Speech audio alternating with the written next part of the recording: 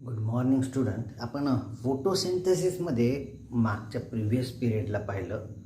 There are presence of different types of pigments present आहे, बरोबर आहे.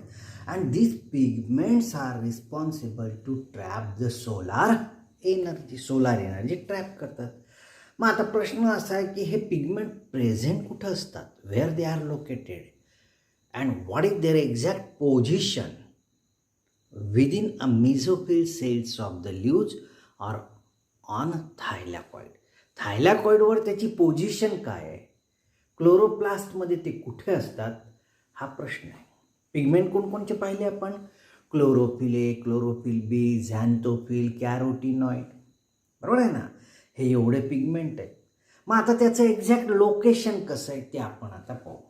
दिस pigments are present in a particular type of system. हे इतरत्र विखुरलेले नसतात की कोणताही पिगमेंट कुठेही आहे, nothing. They are systematically organised. त्यांचं सिस्टमॅटिक ऑर्गनायझेशन असतं.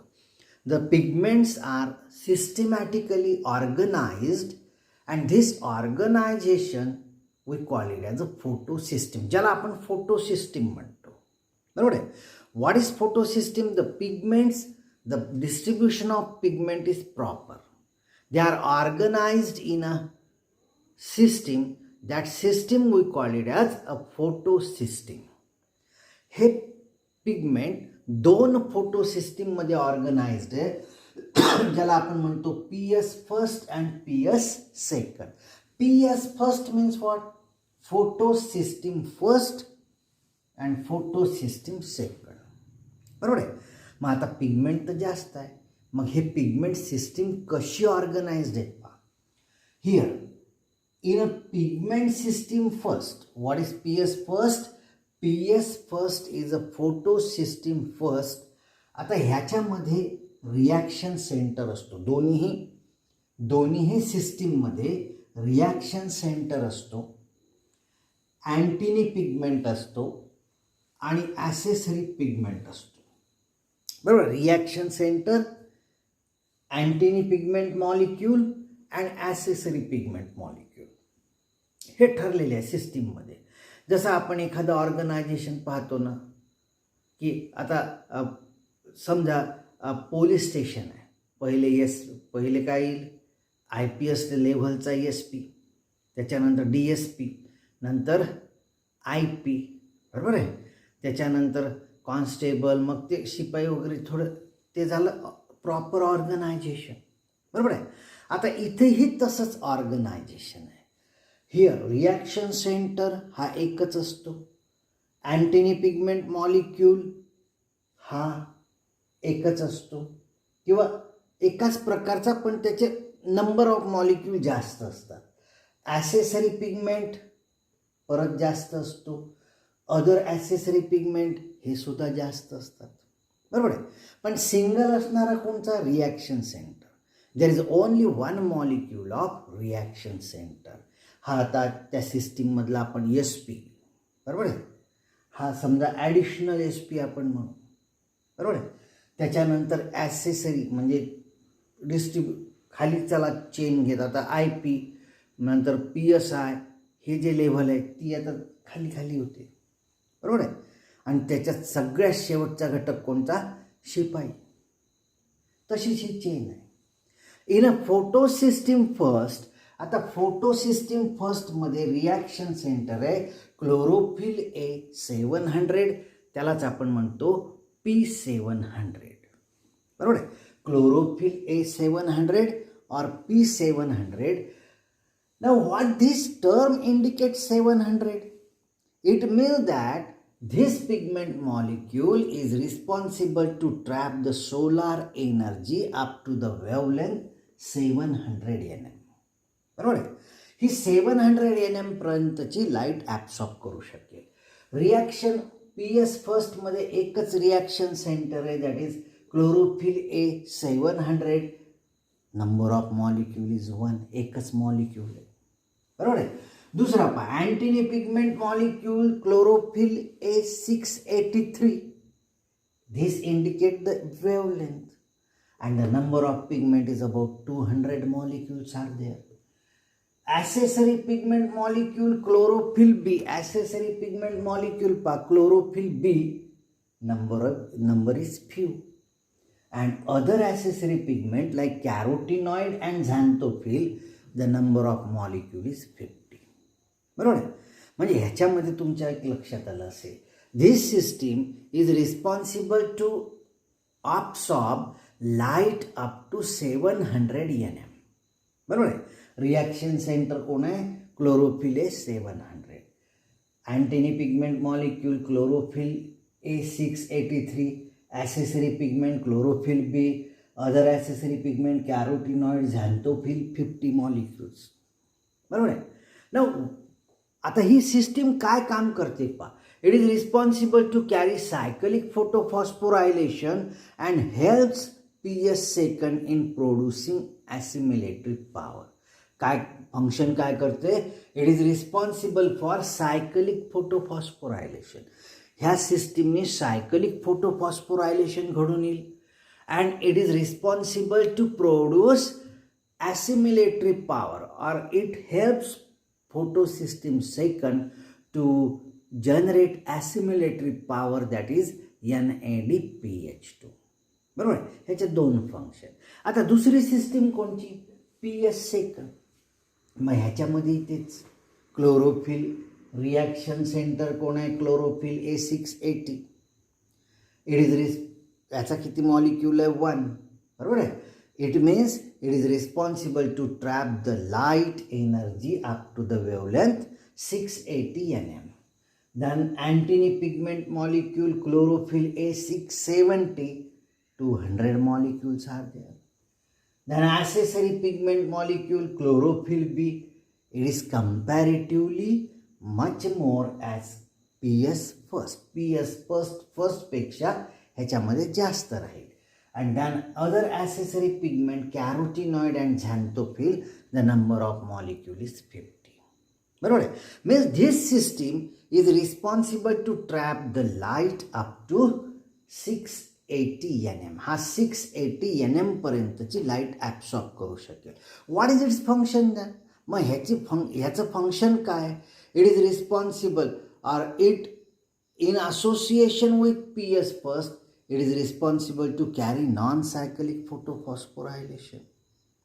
म्हणजे PS फर्स्ट आणि PS सेकंड हे दोन असेल तरच नॉन सायकलिक रिॲक्शन होईल. सायकलिक रिॲक्शनला काय? धिस क्लोरोफिल A700 म्हणजे एकच सिस्टीम असली फोटो सिस्टीम तर सायकलिक फोटोफॉस्फोरायलेशन घडून येईल. बरोबर आहे. But the non cyclic photophosphorylation is carried out when there is PS first and PS second. दोन्हीही सिस्टीम असतील तरच ही रिॲक्शन घडून येईल. म्हणजेच काय?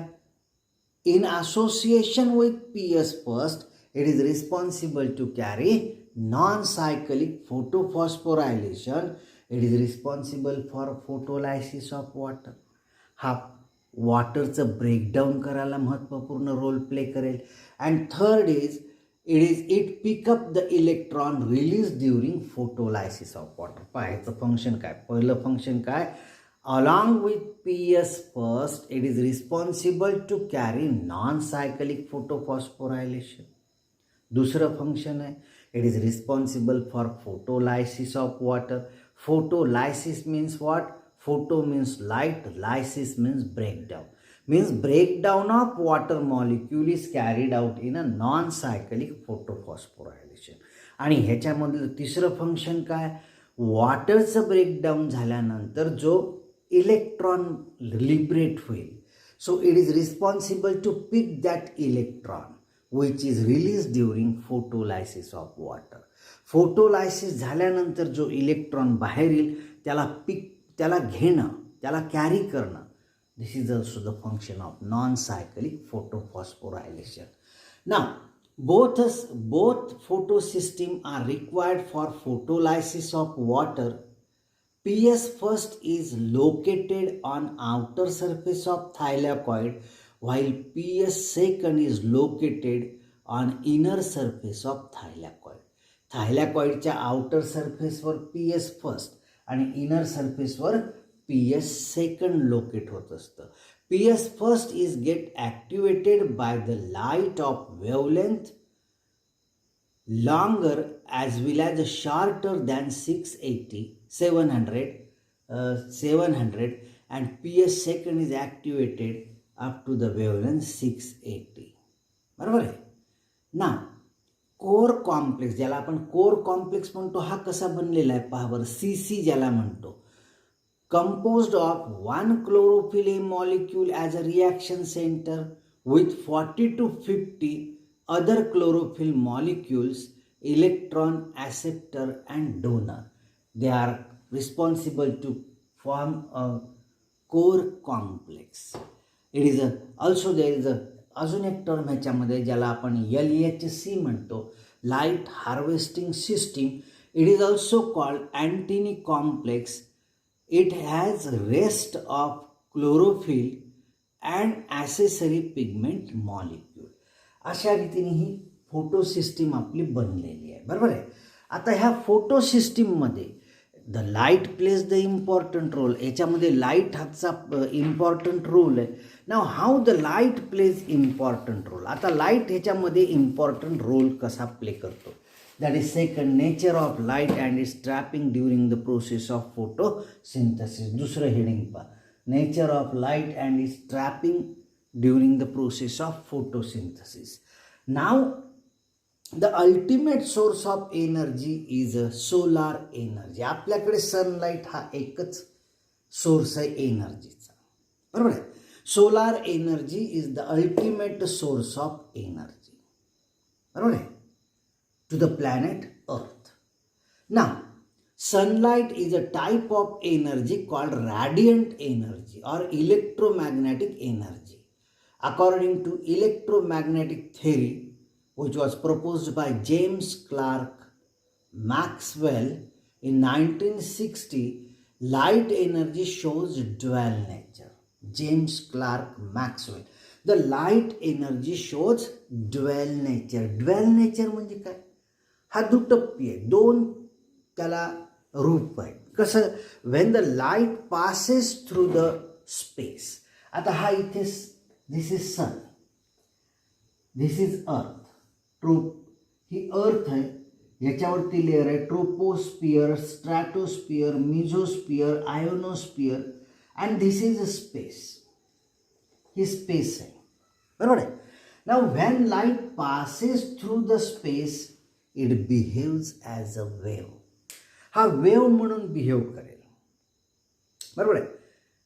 अँड व्हॅन इट इंटरॅक्ट, आता स्पेसमध्ये वातावरण नाही आहे, तिथे धुळीचे कण नाही आहे, वातावरण नाही आहे, एन्व्हायरमेंट नाही आहे. इथे पूर्ण ब्लॅक कलर दिसेल, इथे लाईट नाही दिसणार, प्रकाश नाही दिसणार.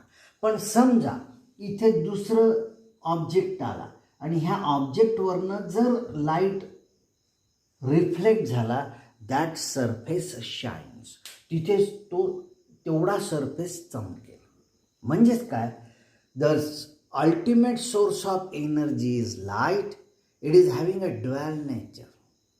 That we call it as radiant energy. ज्याला आपण रॅडियंट एनर्जी म्हणतो ना, याला ड्युअल नेचर आहे. When this light passes through the space it behaves as a wave. But when it interact with the matter, जेव्हा तो इंटरॅक्ट होईल मॅटरसोबत, it act as a discrete pockets of energy known as photon or we call it as light quanta. The amount of energy in a photon is called it as quantum. हा जेव्हा interact होईल तेव्हा तो काय म्हणून act होईल? It act as a discrete packets of energy. Okay. आता when it entered in to the earth's environment, then it follow the rule of लाईटचे रूल हा फॉलो करेल. कोणचे रूल? That is reflection. बरोबर आहे. याच्यामध्ये धुळीचे कण आहे, मग तिथे रिफ्लेक्शन होईल ना. आता पहा, when this light, the light consist of X rays, gamma rays cosmic rays.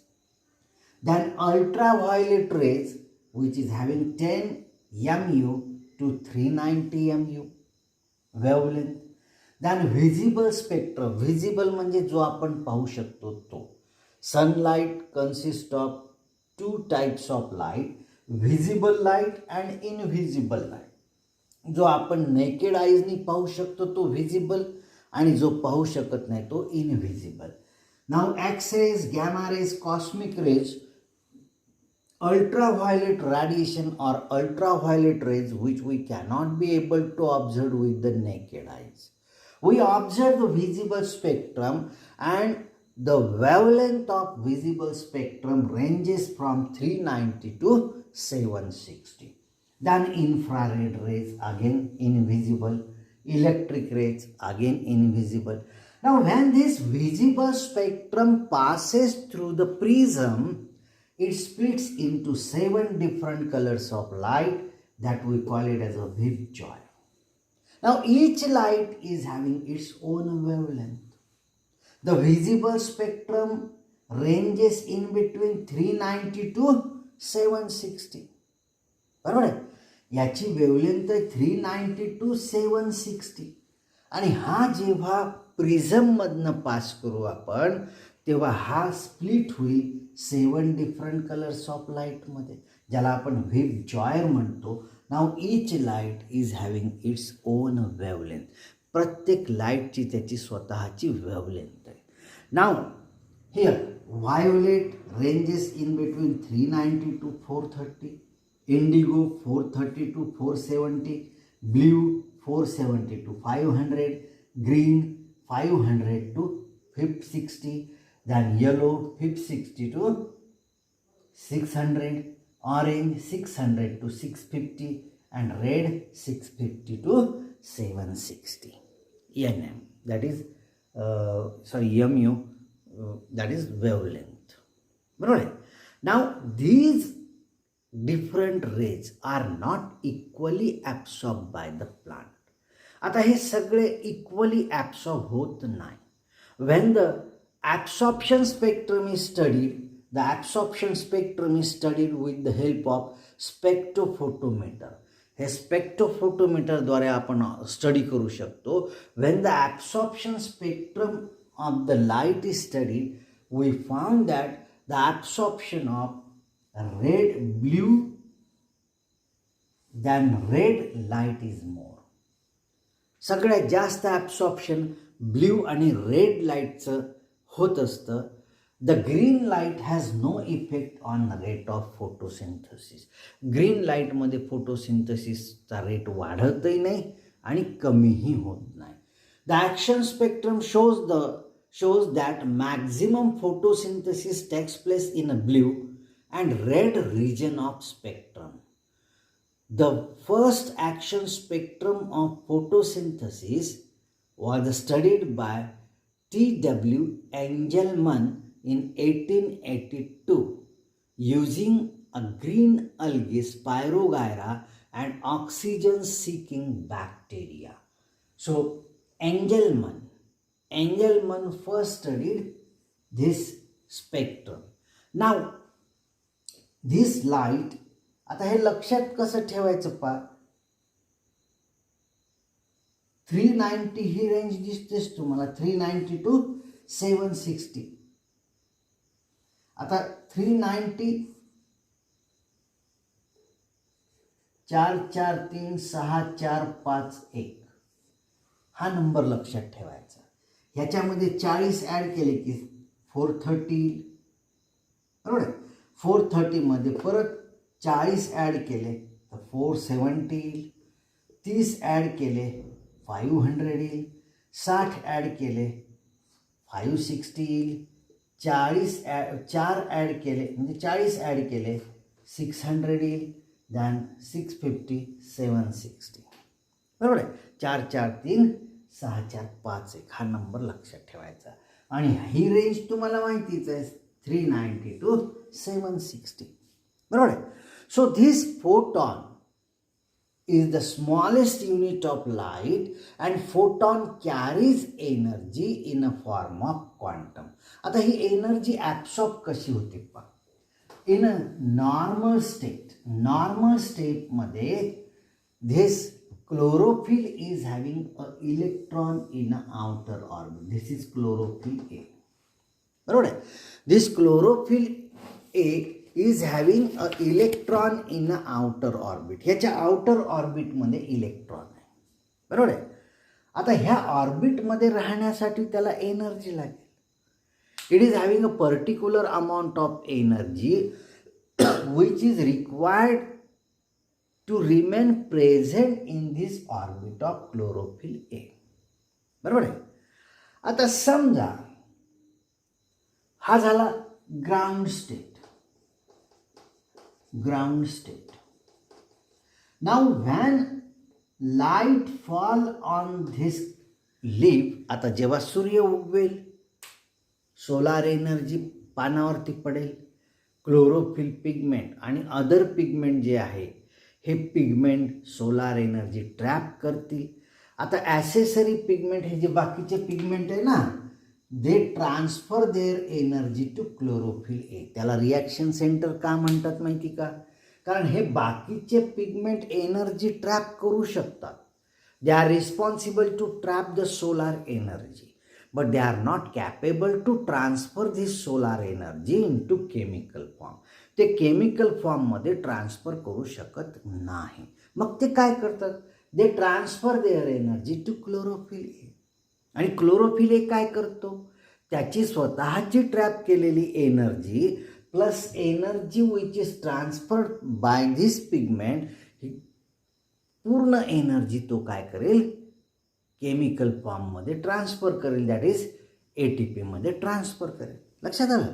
And that's why we call it as a reaction centre, because without chlorophyll A the reaction, that is photochemical reaction, is not carried out. ही रिॲक्शनच घडून येणार नाही, conversion होणारच नाही. मग आता हा ग्राउंड स्टेटमध्ये आहे. Now it absorb light in the form of smallest unit photon. हा फोटॉनच्या रूपामध्ये त्याने लाईट ॲब्सॉर्ब केला. आता लाईट ॲब्सॉर्ब केला, ह्या सगळ्या पिगमेंटने लाईट ॲब्सॉर्ब केला, क्लोरोफिल एकडे ट्रान्सफर केला. क्लोरोफिल एने कोणाला दिला? Chlorophyll A hand over or transfer this energy two electron. आता हा इलेक्ट्रॉन काय झाला? Electron becomes energy rich. आता सहज पहा तुम्ही, साहजिकच आहे, एनर्जी रिच झाल्यावर तो काय करेल? It jump in to outer orbit. हा आउटर ऑर्बिटमध्ये जम्प करेल. This is called it as a excited state. Excited state of chlorophyll A. बरोबर आहे. But this energy is much more. आता ही एनर्जी एवढी जास्त आहे की हा त्या ऑर्बिटमध्ये राहू शकत नाही. पहिले पहा, हा ग्राउंड स्टेटमध्ये हा इलेक्ट्रॉन आहे. मग लाईट एनर्जी ॲब्सॉर्ब केली. लाईट एनर्जी इलेक्ट्रॉनकडे दिल्या गेली. Electron becomes energy rich. Electron jump in to outer orbit and that state we call it as excited state of chlorophyll A. आता ही एनर्जी एवढी जास्त आहे, this electron is no longer remain present in the orbit of chlorophyll A and this electron is donated by chlorophyll A. आता हा electron donate केला जातो, तो निघून जातो क्लोरोफिल ए कडनं. आणि आता इलेक्ट्रॉन निगेटिव्हली चार्ज आहे. आता निगेटिव्हली चार्ज इलेक्ट्रॉन निघून गेल्यावर काय होईल? The positive charge is developed on chlorophyll A, that we call it as ionized state of chlorophyll A. Ionized state म्हणजे कोणती? when chlorophyll A donate electron or release electron. जेव्हा chlorophyll A कडनं electron निघून जाईल, then positive charge is developed on chlorophyll A, that we call it as ionise state of chlorophyll A. पण लक्षात आलं पा ह्या डायग्राम विचारतात बरं परीक्षेमध्ये. पहिली कोणची आहे? ग्राउंड स्टेट, त्याच्यानंतर एक्सायटेड स्टेट, त्याच्यानंतर आयोनाइज स्टेट. मग आता हा इलेक्ट्रॉन कुठे जाईल? The electron is either entered in to cyclic photophosphorylation और नॉन सायकलिक फोटोफॉस्फोरायलेशन. हा एक तर सायकलिक फोटोफॉस्फोरायलेशनमध्ये जाईल किंवा नॉन सायकलिक फोटोफॉस्फोरायलेशनमध्ये जाईल. आणि त्या सायकलिक किंवा नॉन सायकलिकमध्ये तो जी ही लाईट एनर्जी आहे, एक्स्ट्रा एनर्जी आहे, ती लिबरेट करेल and again come back to chlorophyll A. तो परत क्लोरोफिल एच्या ऑर्बिटमध्ये जाईल आणि तो सर्किट एक तर कंप्लीट करेल किंवा मग इनकम्प्लीट राहील. इनकम्प्लीट असेल तर त्याला नॉन सायकलिक आपण म्हणतो, कंप्लीट करत असेल तर त्याला सायकलिक म्हणतो. बरोबर आहे. आता ह्याचा रोल पहा, रोल ऑफ लाईट. आता लाईटचा रोल काय पहा बरं. आयोनायझेशन ऑफ क्लोरोफिल ए पहिला रोल, दुसरा सिंथसिस ऑफ ATP मॉलिक्यूल, तिसरा फोटोलायसिस ऑफ वॉटर आणि चौथा formation of assimilatory power that is NADPH2. असे 4 रोल आहे लाईटचे. पहिला ionisation of chlorophyll A. Light is responsible for ionisation of chlorophyll A. दुसरा सिंथसिस ऑफ ATP मॉलिक्यूल, तिसरा photolysis of water, हा वॉटरचं ब्रेकडाऊन करेल. आणि चौथा it is responsible for formation of assimilatory power that is NADPH2. And what is the role of pigment?